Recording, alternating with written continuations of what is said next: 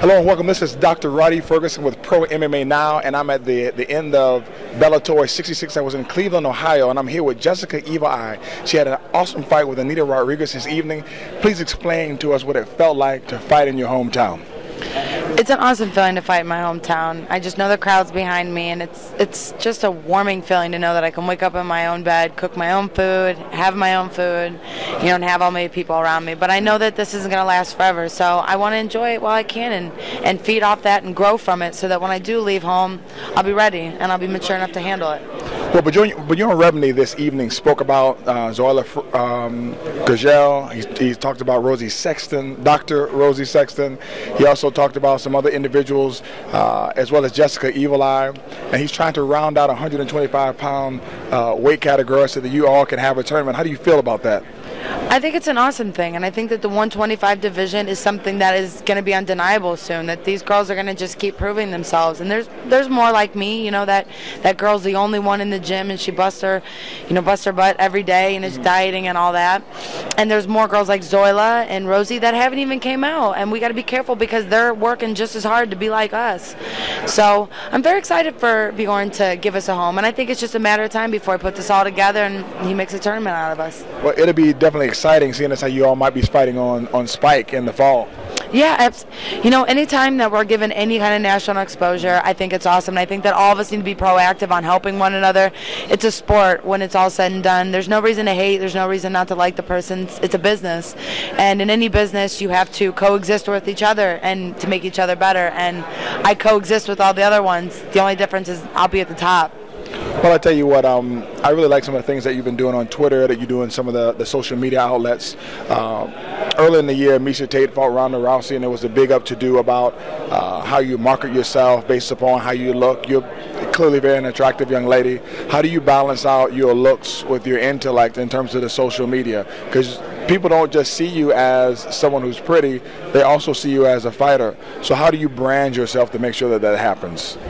Well, what I try to do first and foremost is be wise with my words.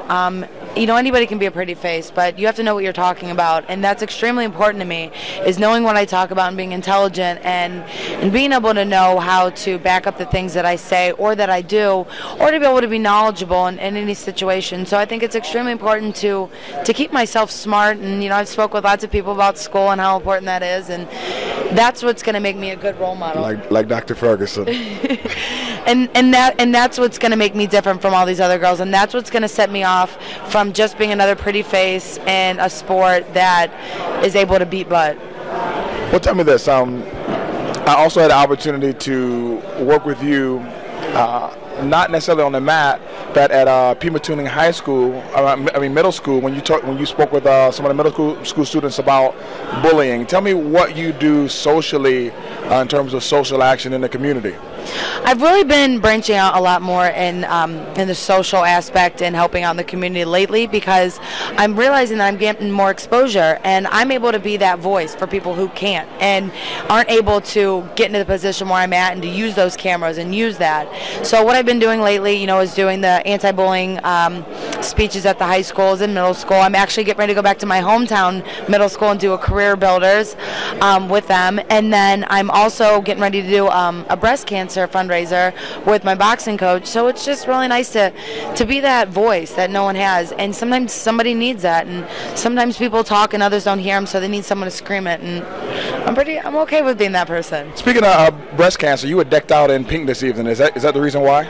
Yes, it was the whole reason. I absolutely am not a pink person at all, and I completely wore pink to support a cause it's called United for the Cure, which is hosted by my boxing coach, Joe Dalguide. But what it actually does is it helps out women in northeastern Ohio from Metro Hospital that have been diagnosed with breast cancer and that need the extra help to continue surviving and pay for surgeries.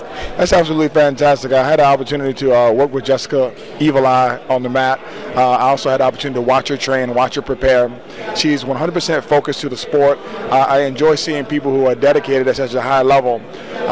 Before we leave, I want Jessica to talk about that jab that she learned from her boxing coach, because she actually did what a lot of people don't do in MMA. She kind of hid behind the jab and threw some devastating jabs in this fight. So talk about your boxing coach and how you develop your jab. Man, Joe Delguide is an amazing boxing coach, and he's an amazing friend to me, and he has just made me feel so confident about that jab. And I had a jab, you know, it was one of the things that I first started out having, and Joe just really helped me develop it. And he is, you know, an old-time boxer, and his dad is too, and they preach it, and they say that, look, you know, a jab will set up all the other combinations, and a solid jab will make you more confident in your ground game, and it'll make you confident everywhere else. And it's done that, and it's like, it's my bread and butter. It's like the first thing that I think of when I go out there, and I don't know how to think any otherwise right now. It's really been embedded in my brain. It's like taking a step or taking a breath. Well, I thank you so much for your time. I also want to say thank you to Jessica's head coach, Coach Marcus, and Strong Style MMA were absolutely phenomenal in hosting me and taking care of me while I've been in Cleveland, Ohio.